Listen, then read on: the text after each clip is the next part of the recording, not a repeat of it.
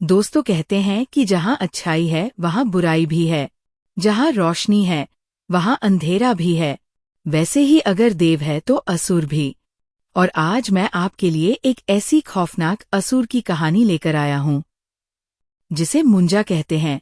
ये कहानी अभिनव और जय की है, जो बचपन से ही बहुत अच्छे दोस्त थे। दोनों महाराष्ट्र के एक छोटे से शहर में पैदा हुए थे और समुद्र किनारे बसे उसी शहर में बड़े हुए थे। पर आज का दिन कुछ अलग था। आज अभिनव का 18 बर्थडे था। जय ने अभिनव के बर्थडे के लिए एक बहुत ही स्पेशल आइडिया सोच रखा था। वो अभिनव को रात 12 बजने से ठीक पहले ही एक बीच पर ले गया और 12 बजते ही जय अभिनव को हैप्पी बर्थडे विश किया और अपने बैग से एक शराब की बोतल निकाली। अभिनव वो बोतल देखकर थोड़ा चौंक गया।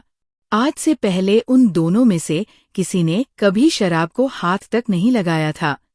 जय ने अभिनव से कहा कि यह उसकी बर्थडे सेलिब्रेशन का ही एक हिस्सा है। अभिनव भी अपनी लाइफ में एक नया एक्सपीरियंस लेना चाहता था, इसलिए उसने जय की बात झट से मान ली। वह दोनों समुद्र के किनारे काफी देर तक बैठकर शराब पीते रहे। कुछ देर बाद जय को जोर से टॉयलेट आ गया। वो उठकर एक पेड़ के पास टॉयलेट करने चला गया, लेकिन नशे में धुत जय ने ये देखा ही नहीं कि वह पेड़ कोई आम पेड़ नहीं बल्कि एक पीपल का पेड़ था। टॉयलेट करते हुए अचानक से जय के सर पर एक पत्थर आ पड़ा। जय ने पेड़ की तरफ सर उठाकर देखा तो उसे वहां कोई नहीं दिखा। इतने में अभिनव भी उस पेड़ के पास आ गया। उसके हाथ में एक खाली बोतल थी और उसने मजाक में उस बोतल को जोर से जय के पास फेंका। वह बोतल सीधा उस पीपल के पेड़ पर जा लगी और उसके टुकड़े टुकड़े हो गए। पर उस बोतल के पेड़ पर लगते ही एक अजीब सी आवाज आई, ऐसी आवाज जैसे कोई जानवर गुस्से में गुर्रा रहा हो। 1 मिनट के लिए अभिनव और जय दोनों ही शांत हो गए, लेकिन कुछ ही पलों बाद वो आवाज आना बंद हो गई।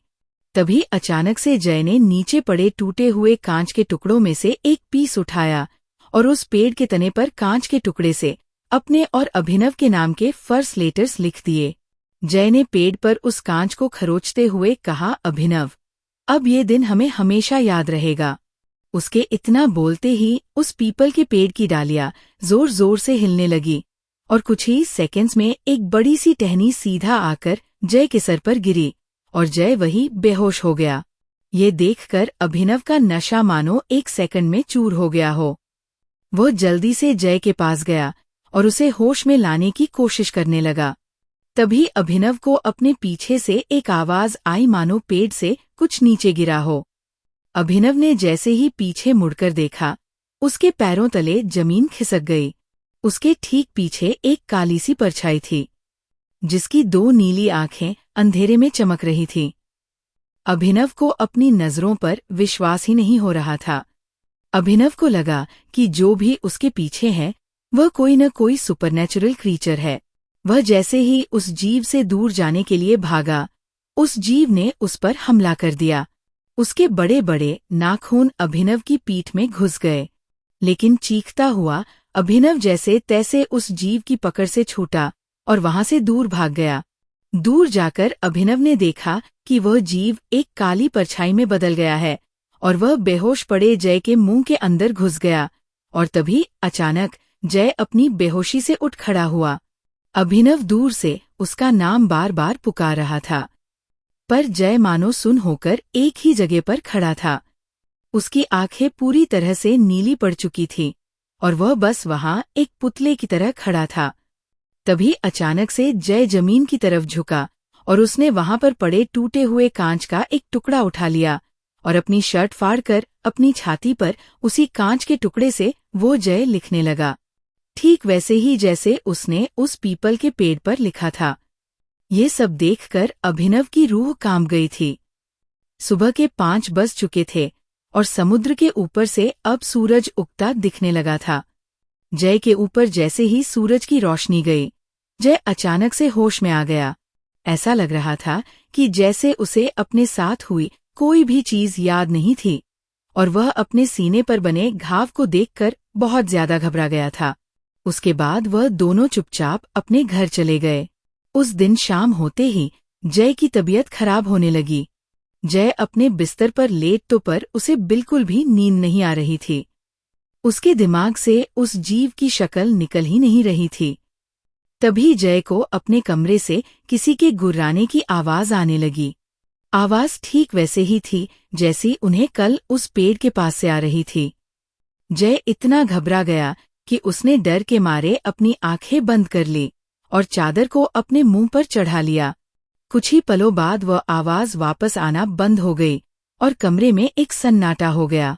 जय का डर थोड़ा कम हुआ तो उसने अपने चेहरे से उस चादर को हटा लिया। लेकिन जैसे ही चादर को हटाकर जय ने अपनी आंखें खोली तो उसके दिल की धड़कनें लगभग रुक ही गई।